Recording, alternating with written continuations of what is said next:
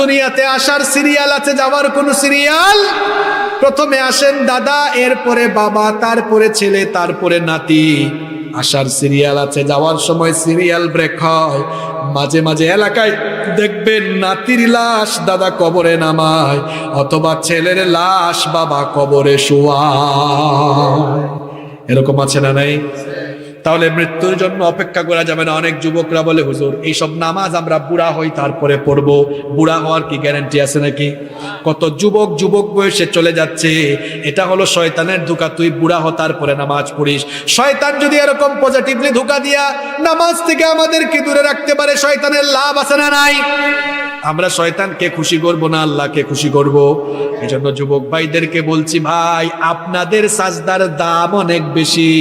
একজন বুড়া মানুষের সাজদায় যত খুশি হন, আল্লাহ আপনার মতো যুবকের সাজদায় আরো বেশি খুশি হন।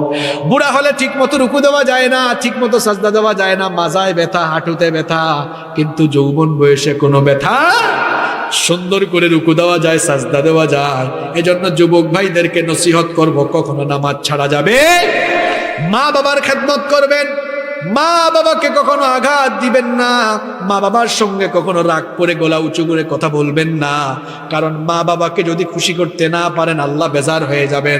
আর মা বাপকে যদি খুশি করতে পারেন, আপনার উপর খুশি হবেন কে?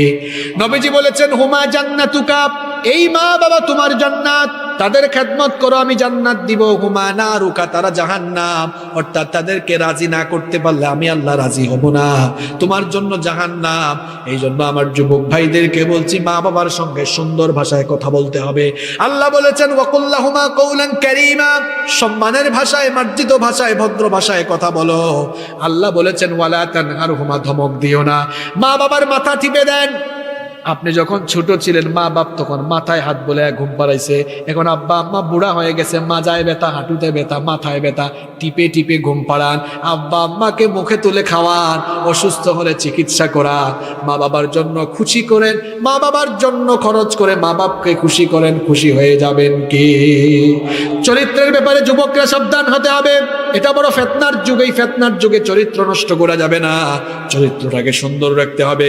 এই যে মেয়েদের পেছনে দৌড়ানো যাবে, কলেজে যারা পড়ো, বিশ্ববিদ্যালয়ে যারা পড়ো, মেয়েদের পেছনে দৌড়াইলে তোমার কেরিয়ার শেষ। তোমার কেরিয়ার শেষ হয়ে পড়াশোনায় মন দাও, চরিত্র গঠনে মন দাও, চরিত্র সুন্দর করো। প্রেম প্রীতি করে নিজের চরিত্র নষ্ট করো না, চরিত্র ঠিক রাখবো, দেখবা আল্লাহ একজন নেককার জীবন সঙ্গী দান করবে। বিয়ের আগেই নিজের হবু বউয়ের